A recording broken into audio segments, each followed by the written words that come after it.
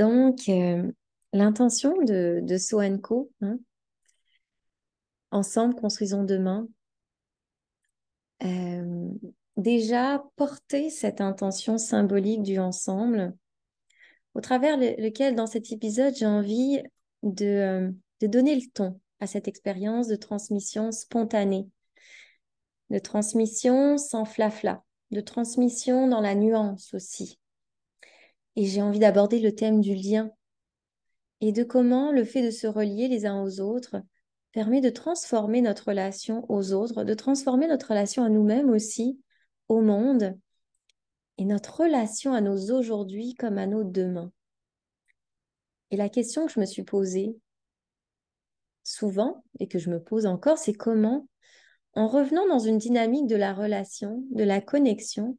comment est-ce qu'on est en mesure de contribuer plus positivement à nos aujourd'hui et à nos demain.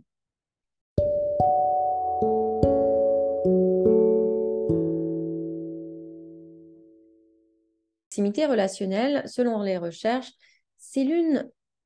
finalement des sources les plus grandes de joie. Et la joie, c'est une des émotions qui nous rend vivants. Euh, oui, ça nous ramène à notre élan de vie. Donc pour les êtres humains, entrer en relation avec les autres est ce qui donne le plus de sens à la vie. Et dès la naissance, en fait, si on revient au tout départ, du début de notre existence individuelle, on a besoin de ce lien avec notre parent pour survivre. Dès la naissance, le lien, la relation à l'autre est ce qui est recherché par le bébé. Et pour les bébés comme pour les adultes, en plus de donner du sens à notre vie, elle est vitale pour notre survie. Les études ont vraiment prouvé que c'est un besoin psychologique essentiel que celui d'être en lien.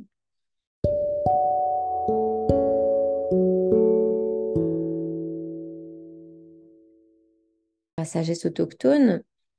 on parle de la notion de communauté comme étant une notion essentielle.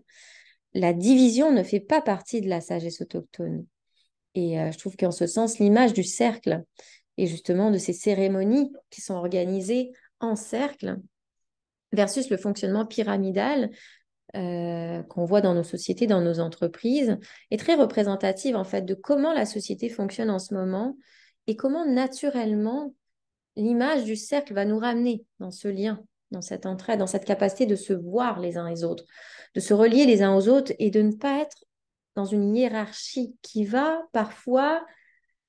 euh, rendre plus difficile l'entrée en lien, l'entrée en relation selon notre place finalement dans la pyramide.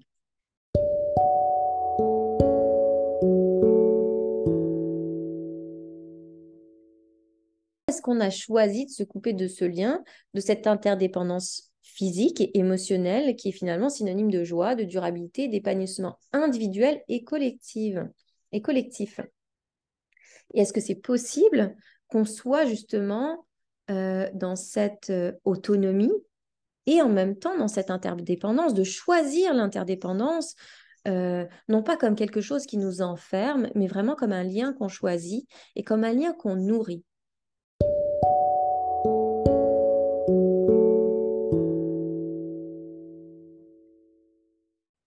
Et en revenant finalement à la notion de maternité, de parentalité, est-ce que ça se pourrait que dans une société où les mères ou les parents sont en épuisement face à leur rôle, pour ne citer que les parents, la capacité de se relier, de se rallier, soit une solution d'une efficacité prodigieuse et bien que d'une simplicité complètement désarmante. Alors, c'est pourquoi c'est tellement important pour moi d'aborder la notion de lien euh, et qui porte dans les valeurs même de So Co et dans mes valeurs très personnelles. C'est ce qui me porte dans les initiatives que je vais amener. Et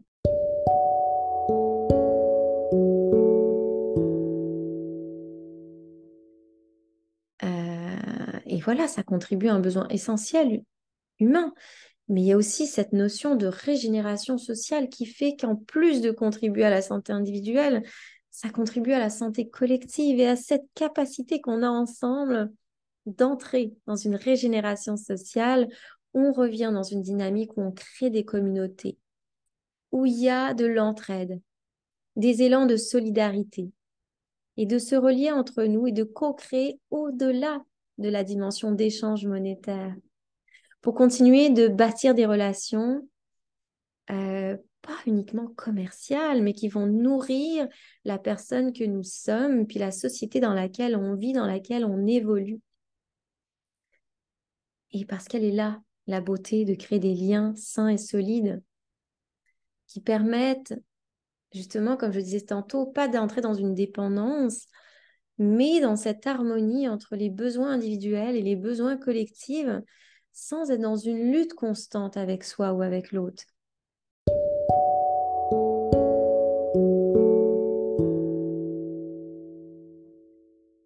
Nos vies, on est capable d'aller finalement nourrir ce lien, que ce soit dans notre jardin, que ce soit dans nos familles, que ce soit dans nos entreprises.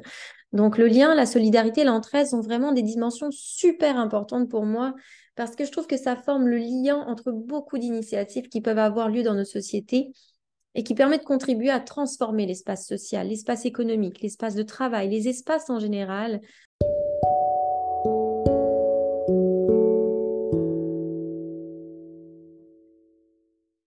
D'aller vraiment dans cette perspective du don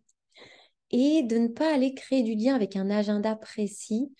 avec des attentes de résultats, mais vraiment d'entrer en relation avec l'autre simplement pour la joie que ça apporte d'être dans l'échange, de découvrir une nouvelle personne,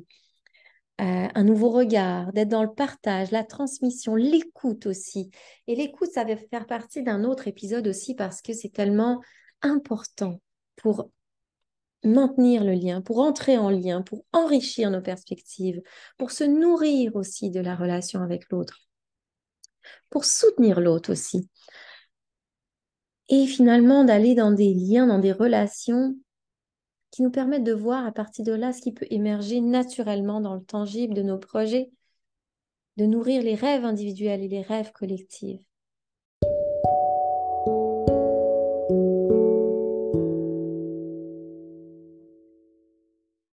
Le lien a un rapport aussi avec la consolation et comment finalement